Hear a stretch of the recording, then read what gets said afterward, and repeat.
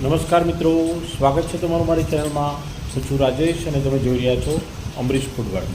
તો ચાલો મિત્રો, આજનો એક ખૂબ જ સરસ મજાનો ધમાકેદાર વિડીયો શરૂ કરીએ. તમને આ વિડીયો ખૂબ જ ગમશે અને વિડીયો તમને ગમે તો તમારા મિત્રોને પણ શેર કરજો. અને તમે જો આ વિડીયો મુજબની રેસીપી તમારા ઘરે બનાવો તો તમને કમેન્ટ કરી જરૂરથી જણાવજો. અને મિત્રો, સબસ્ક્રાઈબ કરવાનું ભૂલતા નહીં.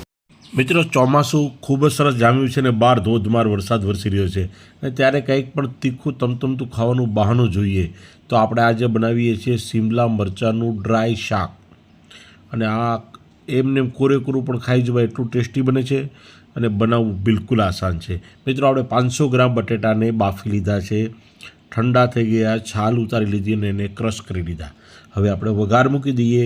1 ચમચો સિંગ તેલ લીધું છે, અડધી ચમચી જીરું અને 5 ચમચી રાઈ નાખવાની છે. અને બધું જ રાઈ જીરું બરાબર ક્રેકલ થાય, આદું, મરચાં અને લસણ એડ કરવાનું છે.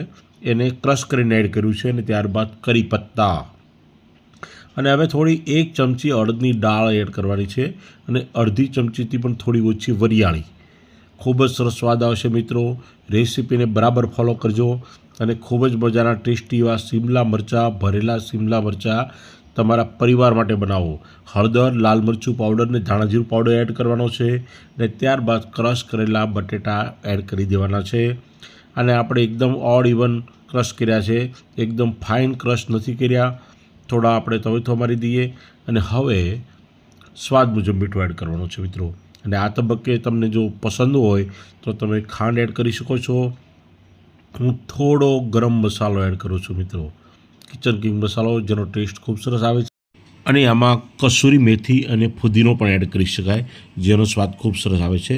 અત્યારે હું કોથમીર એડ કરી દીધી મેં અને બધું જ બરાબર મિક્સ કરી દીધું. હવે આપણે આ શિમલા મરચાંને કટ કરવાના છે. તમે ઉપરથી કટ કરો તો એ મરચું થોડું મોટું થઈ જાય, એટલે હું વચ્ચેથી કટ કરું છું. અને એમાં રહેલા બીજ કે જે વધારાની જે વસ્તુ છે બધી બહાર કાઢી લેવાની છું.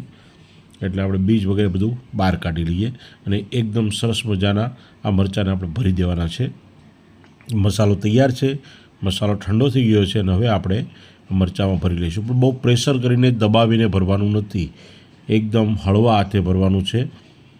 અને તો જ આપણને ખૂબ સરસ મજાનું રિઝલ્ટ મળે. આ રીતે આપણે બધા જ શિમલા મરચાંને ભરી લીધા છે. 3 મરચાંના 6 પીસ થયા છે અને આપણે પણ જમવામાં પણ 3 જણા છીએ. ખરેખર ખૂબ મજા આવશે. અને હવે આપણે એને થોડા સોતે કરી લઈએ, થોડા સાતળી લઈએ. તો આપણે પહેલાં ચણાના લોટમાં થોડું આપણે સીલ કરી દેવાનું છે. અને સીલ કરવાથી શું થશે કે આપણો બટેટાનો મસાલો વિખાઈને બહાર નહીં આવે. તો આ રીતે આપણે બધા જ શિમલા મરચાંને સીલ કરી દઈએ અને ત્યારબાદ ગરમ ગરમ તેલમાં અને ફ્રાય કરી લેવાના છે. તો 1 ચમચો તેલ એડ કર્યું છે. નોનસ્ટિક પેનમાં આ રીતે બધું જ બરાબર ગોઠવી દેવાનું છે. ઉપરથી ઢાંકી દઈશું અને ફક્ત 5-7 મિનિટ માટે રહેવા દેવાનું છે. ગેસની ફ્લેમ સ્લો રાખેલી છે. થોડું આ રીતે હલાવી લઈએ અને પછી પલટાવી લેવાનું છે. ફરી 5 મિનિટ ઢાંકી દઈશું અને આ રીતે આપણું શિમલા મરચાંનું કોરું શાક બનીને ખૂબ જ સરસ રીતે તૈયાર થઈ જાય છે. અને આને તમારા રેગ્યુલર સાઇડ ડિશ તરીકે ઉપયોગ કરી શકો છો. તમારી જે રેગ્યુલર ગુજરાતી થાળી હોય એમાં પણ ખાઈ શકો છો. પરંતુ યાર, હું તો આજે રોટલી વગેરે કંઈ ખાવાનો નથી, ફક્ત રાઈસ અને મેં રસ્સાવાળા ચોળાનું શાક કર્યું છે અને સાથે આ શિમલા મરચાંનું કોરું શાક. ખૂબ મજા આવશે મિત્રો.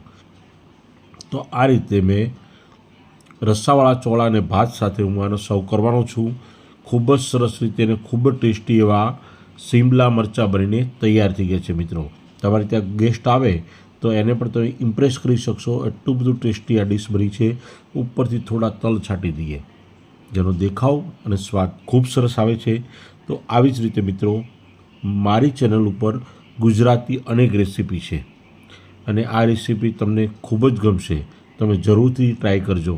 ઉપર થોડા કોથમીરથી આપણે ગાર્નિશ કરી દઈએ, કારણ કે મિત્રો દેખાવ બધાને ખૂબ જ પસંદ હોય છે. અને દેખાવમાં ગમે, આંખને ગમે તો એ સ્વાદમાં તો પછી સરસ લાગશે. તો મિત્રો, તમને મારો વિડીયો ગમ્યો હોય તો વિડીયોને લાઇક કરજો, વધારે ગમ્યો હોય તો સબસ્ક્રાઈબ કરજો. આથી વધારે ગમ્યો હોય તો તમારા તમામ મિત્રોને આપણો વિડીયો શેર કરજો. આવી જ રીતે આપણે મળતા રહીશું વિડીયો સાથે. જય હિન્દ, જય ગરવી ગુજરાત.